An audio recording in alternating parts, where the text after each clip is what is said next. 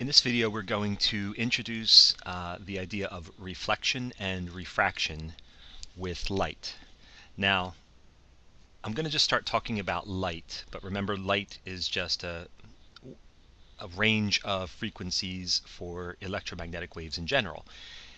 So, but electromagnetic waves is kind of a long phrase, so I'm just going to call it light, but everything we're going to talk about would apply to all electromagnetic waves: radio waves, microwaves, gamma rays, etc. So it's just easier, though, at this point to just start calling it light, and you can picture visible light, when you think about these things. Okay.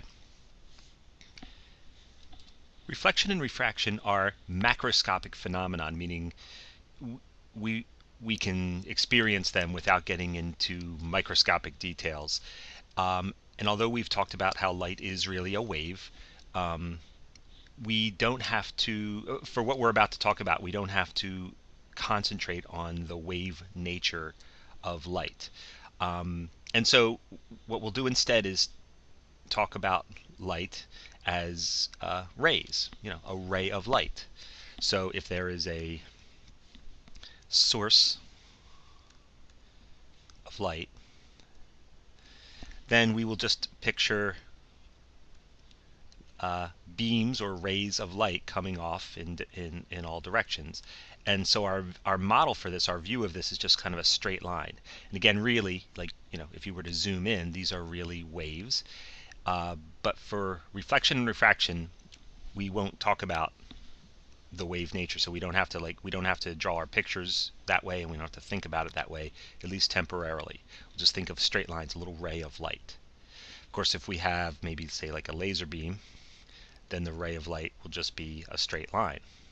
So you can have rays of light going off in all directions, you can have it going in one direction, but for the time being, in this little section, we're going to forget about the waviness of light and just think of it as a ray. Now recall that we said in the last sections that when light encounters an object, a surface, some of it gets absorbed, and some of it gets reflected back, and then the third thing is some of it can just pass through, just get transmitted through. So, of course, we want to focus on the absorption and the reflection part. Whether light gets absorbed is frequency dependent. So some frequencies might get absorbed, some frequencies might get reflected. Okay, and we talked about why objects appear to have color, because our eyes are only picking up the frequencies that are reflected off of the object. Okay, let's talk about reflection. Reflection is pretty easy. If you have light coming straight into a surface, and we have a perfectly horizontal surface, then the light will bounce straight back. If we have light coming in at an angle, it will bounce off, and as you would guess, it's going to bounce off at the same angle. So if I draw a vertical line and measure the angle that the light beam comes in from the vertical, angle theta, then what I'm saying is the reflected beam will come off at the same angle on the other side. You probably didn't need a law to tell you that. That's very natural. That makes a lot of sense. But this is called the law of reflection, which is that the angle of incidence, that's the angle that it comes in at, equals the angle of reflection. Okay. One small thing that makes this a little bit more interesting, though, is that those angles are based on the local surface of the object. What I mean is, well, let me explain what I mean. In fact, let me draw the picture first. That'll explain what I mean. Most surfaces, as you would guess, are not completely flat when you look at them up close. If you zoom in really close, there are lots of little bumps and things like that. And of course, that's like where friction comes from. When something is totally smooth, there would be a lot less friction. But most surfaces of solids have a lot of little bumps and nooks and crannies and things. So when light comes in,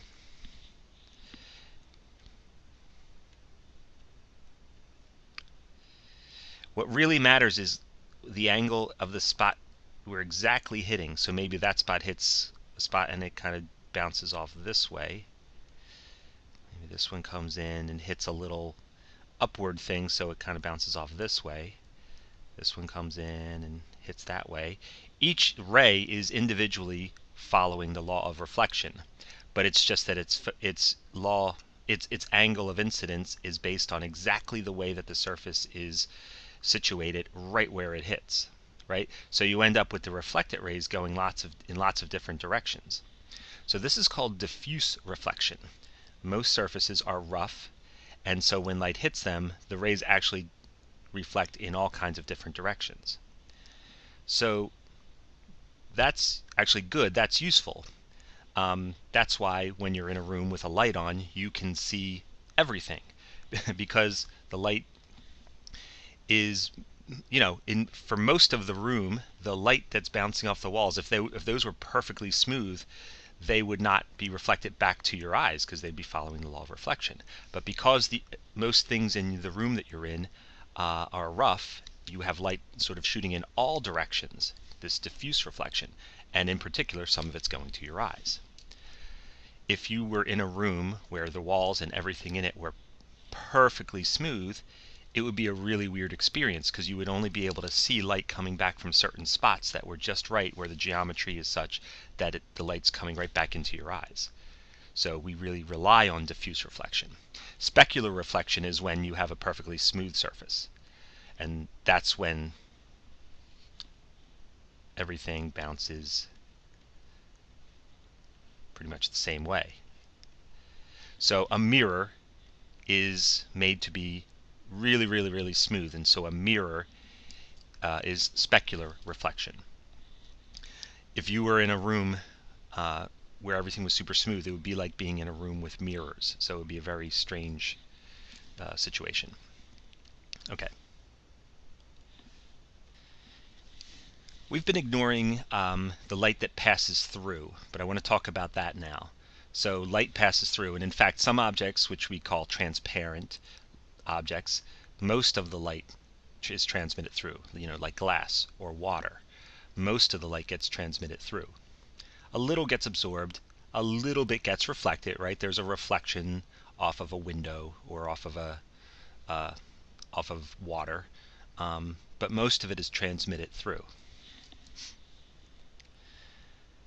But interestingly, when we say that it's transmitted through, it's a little more, there's a little more going on. A lot of it is, the light is getting absorbed, but then re-emitted in the same direction. So it gets absorbed by, some atoms, and then it gets re-emitted going in the same direction. And maybe that happens, it continually happens as the light sort of works its way through the material. And so because of that, it actually slows down a bit. And light does not travel the full 3 times 10 to the 8th meters per second in substances. It's a little bit less. And so we cut it by a factor. So we take the c and divide by n, and that gives you the speed that light travels in.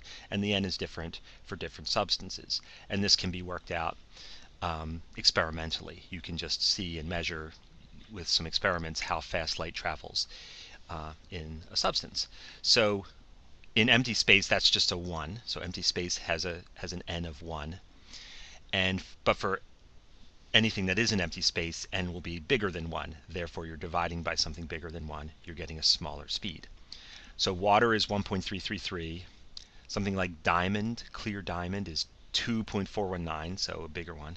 Now air, we usually experience light traveling through air, and being a gas, you would expect it's not going to make a big difference. It's close to being empty space, and in fact the n for air is just barely more than 1. And so we will most of the time ignore that and just call it 1 because that's many significant figures down the line.